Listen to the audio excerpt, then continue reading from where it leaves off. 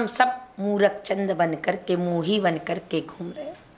ये संसार भी एक कुआं समुद्र है और इसमें हम पैर करके अर्थात बैठे हुए हैं और सुख की चाह, सुख की खोज कर रहे, लेकिन दुख में पैर डाले हैं।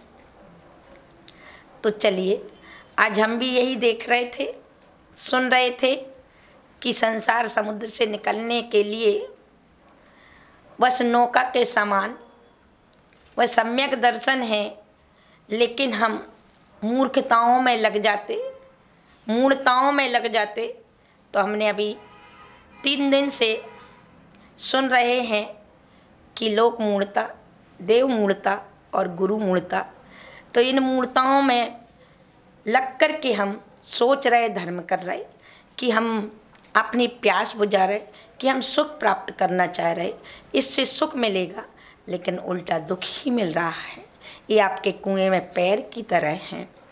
हमने 6 अनायतनों के बारे में सुना था, कुगुरु, कुदेव, कुशास्त्र और इनके सेवक। आज हम यह सोच लेते कि हम अपना धर्म कर रहे और धर्म करके हम सुख पा रहे, हम इनकी सेवा कर रहे तो हम सेवा करके फल पाएंगे, ऐसा सोच लेते हैं। शायद ये हमारी मूढ़ता है, ये हमारा भ्रम है कि हम जब तक परीक्षक ना बने, जब तक हम किसी का परीक्षा करें और उसके बाद फिर हम उस फल को प्राप्त करें।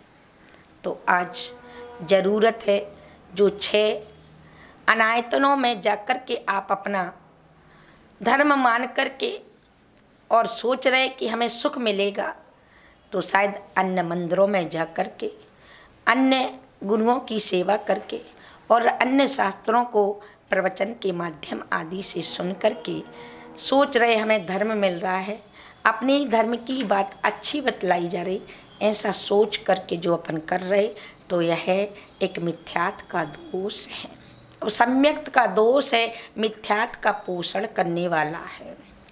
तो मैंने आपसे कहा कि यदि सूरज उगाए तो कमल खिलकर ही रहेगा, यदि तूफान आया है तो वृक्ष हिलकर ही रहेगा, यदि तुम्हारे पास सम्यक आया है तो मिथ्यात्व गलकर ही रहेगा। यदि तुम सम्यक दृष्टि है और सच्चा सुख प्राप्त करना है, तो पहले ये जो कुआयतन अर्थात अनायतन में तुम्हारा जो मन भरमाया जा रहा है, वहाँ से हटाकर आप देखिए, कभी अन्य धर्मों का आप कोई प्रोग्राम होता है तो उसमें जाकर के आप लाखों रुपए मिटा देते हैं, करोड़ों रुपए खर्च कर देते हैं और आप सोचते हमने धर्म किया है।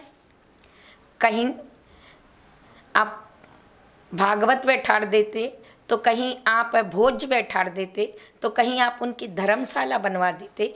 इनमें जो तुम अपना धन खर्च कर रहे, इससे आप मिथ्यात्व का पोषण कर रहे। ये अनायतन है, आयतन में खर्च करें तो आपके लिए फल है अर्थात शुभ है। आयतन है देव शास्त्र गुरु और देव शास्त्र गुरु के सेवक, अर्थात ये 6 आयतन हैं। इन आयतनों का परीक्षण करें। आप लोग मन में सोच लेते, एक भाई साहब आए और कहने लगे, माता जी क्या करें, मजबूरी है, व्यवहार पालना पड़ता है। क्या व्यवहार पालना पड़ता है, इसलिए हम अन्य लोगों के साथ जाते, लेकिन वहाँ मंदिर में जाकर हाथ तो जोड़ते, पर क्या करते हैं, नमोकार मंत्र पढ़ लेते हैं। क्या कर लेते, नमोकार मंत्र पढ़ लेते हैं। शायद यही अपना भ्रम है। तुम्हारी ये क्रिया जैसे उस मूर्ख चंद की वो क्रिया, उसका एक अजनबी ने नाम बता दिया, वो एक अजनबी ने उसकी क्रिया से पहचान कर लिया। तो कहते हैं एक विद्वान की जो क्रिया होती विद्वत्ता के साथ होती है, उसकी जो क्रिया होती है वो कभी अधर्म का सेवन नहीं करती है, धर्म का पोषण करती है, अधर्म का पोषण नहीं करती है। तो प्रत्येक क्रिया में ये होगा कि आपकी क्रिया से कहीं आपके आने वाली पीढ़ी या जो दर्शक हैं उस दर्शक को देखकर मिथ्यात्व का पोषण हो। तो जो 6 अनायतनों में जा कर के आप सोचते हम आयतन जैसा फल पा रहे, तो शायद ये हमारा भ्रम है।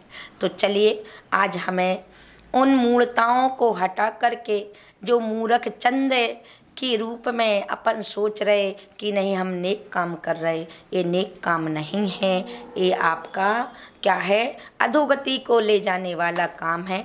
तो आज हम भूल गए अपने स्वरूप को, इसलिए आप पहले अपने आप को पहचाने कि मैं कौन हूँ।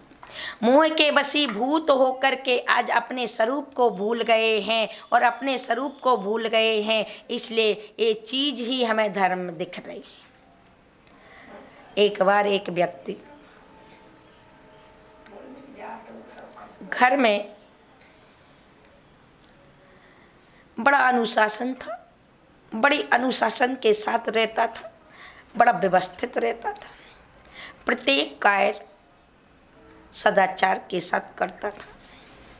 उसने अपने घर को ऐसा बना के रखा कि जहाँ जो चीज़ थी वहाँ पर उसने लिख लिया, अर्थात वस्त्र रखने के स्थान में वस्त्र लिख लिया, जूते चप्पल रखने के स्थान में जूता चप्पल लिख लिया, जो सामग्री जहाँ रखी थी वह वहाँ पर उसने लिख दिया ताकि कोई आकर के उसी स्थान पर ही रखे और हमारी सामग्री गुमे नहीं, हमारी सामग्री कहीं भी कोई उठा के नहीं ले जाए। तो बड़ी सुव्यवस्थित ढंग से उसने अपने घर को सजा के रखा था और सुव्यवस्थित ढंग से हर वस्तुओं को लिख कर रखा था। अब जहाँ वो जिस पलंग पर सो रहा था वहाँ पर उसने मैं लिख दिया कि ये मैं हूँ। अब वह व्यक्ति सुबह उठा, उठ कर के और उसने सब जगह पर जो जो वस्तु थी वहाँ पर सारी वस्तुओं को देखा कि जहाँ पर मैंने वस्तु लिखी है वहीं पर है कि नहीं, कोई उठा के तो नहीं ले गए, कोई अस्त व्यस्त तो नहीं, कहीं की कहीं तो नहीं। और उसने निरीक्षण किया, परीक्षण किया। परीक्षण और निरीक्षण करने के पश्चात उसको सारी वस्तुएं यथा स्थान पर प्राप्त हुई। लेकिन जैसे ही उसने देखा, पलंग पर देखा तो मैं नहीं था, अर्थात जो मैं नहीं था तो वह रोने लगा, चिल्लाने लगा, मेरा मैं गुम गया, मेरा मैं गुम गया, मेरा मैं गुम गया। क्या चिल्लाने लगा कि मेरा मैं गुम गया, मेरा मैं गुम गया। और पूछने लगा सभी से, सेवकों से पूछने लगा, आजू बाजू पड़ोसियों से पूछने लगा कि क्या तुमने मेरा मैं देखा, क्या तुमने मेरा मैं देखा। तलाशने लगा। इंतफाक से एक विवेकी पुरुष से उसका मिलन हो जाता है, और जब उसका मिलन होता है तो वह विवेकी पुरुष से कहता है कि मेरा मैं गुम गया है, तुम बता दो मेरा मैं कहाँ गया, तुमने देखा क्या। समझदार था व्यक्ति, विवेकी था। उस विवेकी ने कहा भैया तुम सो जाओ, तुम्हारा मैं मिल जाएगा। क्या कहा? तुम सो जाओ, तुम्हारा मैं मिल जाएगा। उस विवेकी की बात उस व्यक्ति ने मान ली और वह सो गया। प्रातःकाल जैसे ही देखता है कि उसे उसी जगह पर मैं मिल जाता है। क्या हो जाता है? उसी जगह पर मैं मिल जाता है, उसको सहलाता है और खिलाता है और बड़ा खुश होता है, बड़ा प्रसन्न होता है और कहता है हे भैया तुमने मेरा मैं दे दिया, तुमने मेरा मैं दे दिया, तुमने मेरा मैं दे दिया।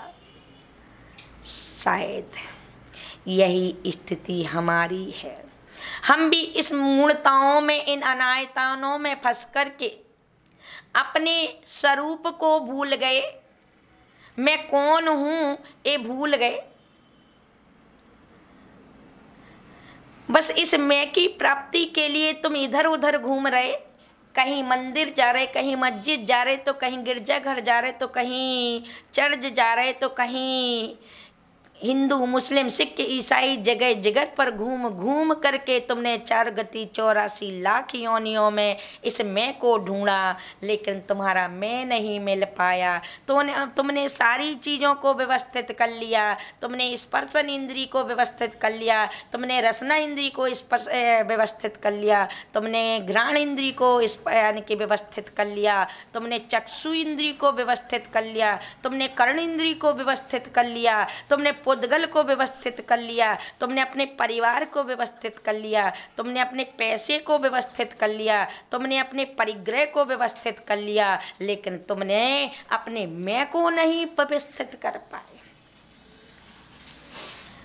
इनको व्यवस्थित तो शायद तुम अनादि काल से करते आ रहे हो, फिर भी तुम्हें अपने यानी कि अपनी निजी संपत्ति को प्राप्त नहीं कर पाए। तो आज अपनी निजी संपत्ति को यदि प्राप्त करना है तो आज चलिए उस मैं को खोजने के लिए। तुम्हारा मैं कहाँ है? तो सो जाइए। क्या? तो सो जाइए जिनसे तुम जाग गए हो, अर्थात तुम कसायों से जाग गए हो, तुम इन परिग्रह आदि से जाग गए हो। तो जो आचार्य भगवंत ने कहा कि देव शास्त्र गुरु का जो स्वरूप है और उनके ही जो पालनहार हैं वह विवेकी हैं, उनका सहारा लो, वो तुम्हारे मैं को बता देंगे। क्या करते? वो तुम्हारे मैं को बता देंगे। तो उस मैं की खोज करने के लिए बताया है आचार्य भगवंत ने कि सम्यक दर्शन ज्ञान चारित्राणी मोक्ष मार्ग।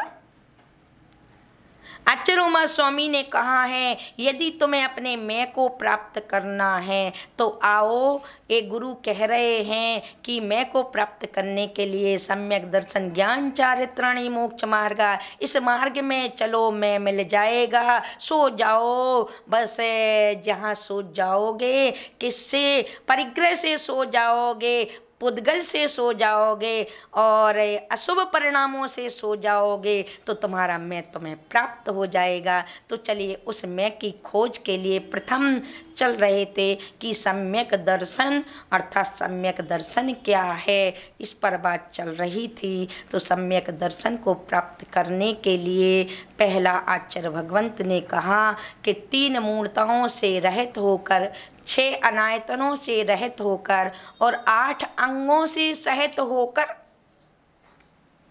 कितने? 8 अंगों से सहित होकर और 8 मदों से रहित होकर जो देव शास्त्र गुरु पर या अपनी आत्मा पर विश्वास करता है वह क्या कहलाता है? सम्यक दर्शन कहलाता है। तो चलिए सम्यक दर्शन में सबसे पहले 8 अंग की चर्चा कही गई है। अपन ने 6 और 3 9 मल दोष को देख लिया है। अब अपन के लिए आत्मा के जो पूरक 8 अंग हैं सम्यक दर्शन के, उन 8 अंगों को देखना है। जिस प्रकार से कहा जाता है कि शरीर के 8 अंग होते हैं। शरीर के 8 अंग कौन कौन से हैं? शायद अभी तक अष्टांग नमस्कार रोज तो बोलते हैं, रोज कर भी लेते हैं, लेकिन पता नहीं कि 8 अंग कौन से हैं। तो 8 अंगों को अपन पहले पहचाने। पहला मस्तक है, दूसरा अपना हृदय है, तीसरा अपनी पीठ है और चौथा अपने नितंब है और 5वें 2 हाथ और 6वें अपने दोनों पैर और 7वें यदि देखेंगे तो अपनी पीठ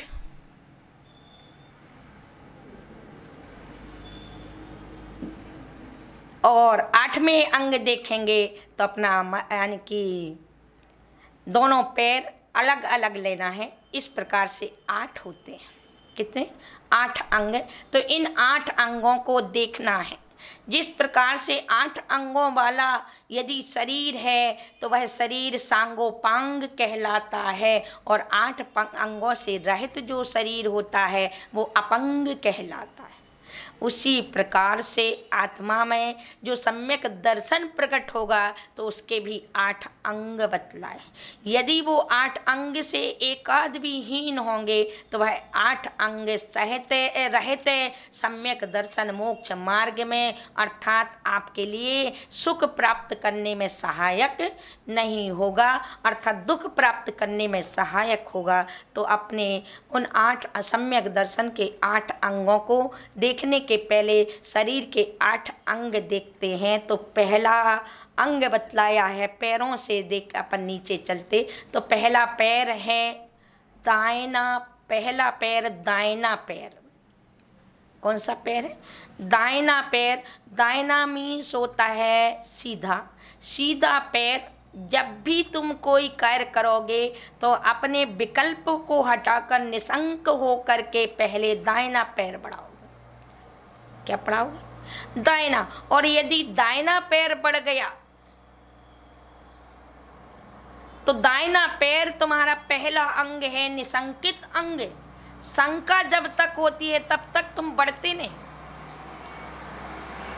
और जब संग निर्विकल्प हो जाते हो, शंका से रहित हो जाते हो, निशंक हो जाते हो, तब सीधा दाहिना पैर बढ़ता है। और जब दाहिना पैर बढ़ गया तो उसका साथी कहता है अब मुझे किसकी चिंता, मेरा भाई जा रहा है तो मैं तो उसके पीछे अनुचर बन के जैसे राम को यानी कि जैसे लक्ष्मण को कोई अपेक्षा नहीं, बस भाई के वो पूरक चलता गया, पद चिन्हों पर चलता गया। ऐसी निशंकित जहाँ जीव होता है तो वहाँ निकांक्षितपना आ जाता है। जब उसको शंका होती है तब उसके अंदर भाव होता है पता नहीं ये ऐसा करेगा कि नहीं करेगा। तो सबसे पहले निशंकित अंग को समझना है तो दाहिना पैर है। निकांक्षित अंग को अपन बाद में समझते हैं, पहले निशंकित शब्द को समझते हैं। तो दाहिना पैर बढ़ाना है, कैसे निशंकित हों? तो पहला अंग सम्यक दर्शन का निशंकित है। समंत्रभद्र आचार्य ने कहा है निशंकित अंग क्या है, तो बतलाए इदमेव दृश्यमेव तत्त्वं नान्य चान्यथा इत्कंपाय सांभोवत सन्मार्गे संस्या रुचि। क्या बोला? इदमेवे दृश्यमेवे, इसी प्रकार है, यही है और इसी प्रकार है, अन्य नहीं है, अन्य प्रकार नहीं है। क्या? तत्व का स्वरूप। यानी तत्व का स्वरूप का मतलब है जो देव सात गुरु का जो स्वरूप है, 7 तत्वों का जो स्वरूप है, जो 6 द्रव्यों का स्वरूप है या 5 अस्थिकाय का स्वरूप है, यही है, इसी प्रकार है, अन्य नहीं, अन्य प्रकार नहीं है। इस प्रकार से जो दृढ़ विश्वास करता है तत्व पर, वही क्या कहलाता है? निशंकित कहलाता।